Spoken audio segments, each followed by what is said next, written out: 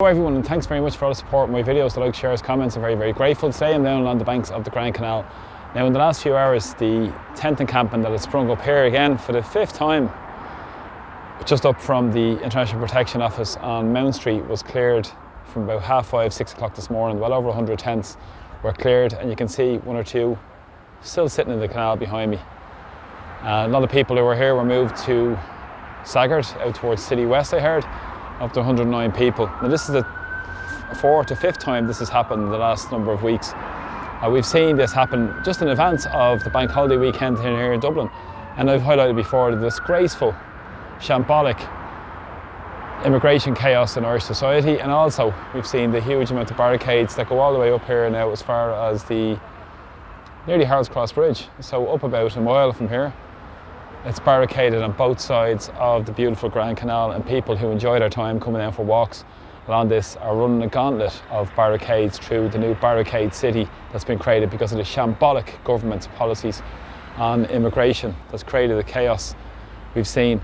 Now currently there are, according to the International Protection Office, about 100 or 350 have come in last week into Ireland as well. We've seen the amount that have come in from Ukraine in the last year to 18 months, well over 120,000 at this point, and shows no sign of abating because of the government's policies, bowing down to the bureaucrats in Brussels rather than serving the interests of the people. There are solutions to this. We know who's benefiting. The big commercial property owners, the big employers, big bosses are benefiting from cheap labour also as well, and pushing huge pressures on the services. And it is the number one issue in the doors I'm seeing every single day about the immigration chaos, about the pressure on public services because of created by government's policies that benefit the super rich and benefit the wealthy, and it's pushing down on ordinary people and making the conditions of working class people worse.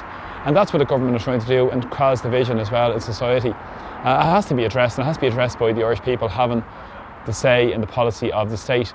And that comes from the policies of the state with Article 6 of the Constitution. But I think concrete solutions rather than papering over the cracks is what the government's response to this is, to try and claim they're doing something when they're actually making things a hell of a lot worse. As I've said, they've barricaded this stretch of the Grand Canal in Dublin, which is absolutely disgraceful. And now at the same time, we've seen them try to come up with minuscule responses such as border checks and all this sort of stuff with the Gardaí over the last few days, trying to decrease the offerings to certain people coming to Ireland. And there is a case being taken to High Court by the Irish Human Rights and Equality Commission also as well, which just shows you the whole chaotic nonsense that's been created by these policies that favour, as I said, the super rich and the big globalist corporations rather than the interests of ordinary people who are used as pawns in this game where the rich ultimately benefit, and which the same as with the working class here in Ireland are struggling with as well, such as pressure on services, pressure on basic resources and social services that people rely on. Last night I was talking to a woman who spent over 27 hours in accident emergency in a hospital in St James's Hospital, not too far away from here. It's absolutely disgraceful. The health crisis, the housing crisis is a disaster, the homelessness crisis is a disaster, and it's getting worse for people, putting pressure on overstretched resources. But again, who benefits, and why does this benefit the super rich and the political classes in Ireland, who are bowing down to their masters in Brussels and bowing down to their big corporation bosses as well? So thanks for all the support. We need people to stand up for the voice of our communities.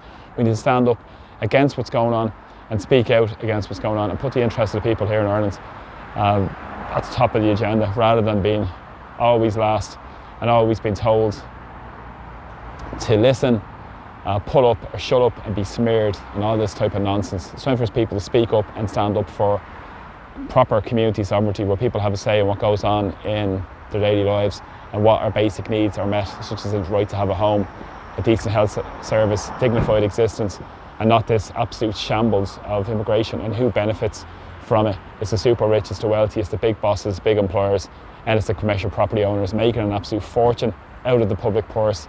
And as for this nonsensical EU migration pact, again, that benefits the bureaucrats in Brussels and centralises power even more and more. Power needs to be decentralised, come back to our communities, come back to our towns, come back to our villages, and come back to our cities, and come back to our country as well. It's crucially important. The sovereignty is a crucially important component of this, and we need to stand up and speak out against what's going on and actually demand so much better and actually work together to create a society in Ireland and a Dublin that we all love and cherish. Thanks for all the support. Take care. Bye bye.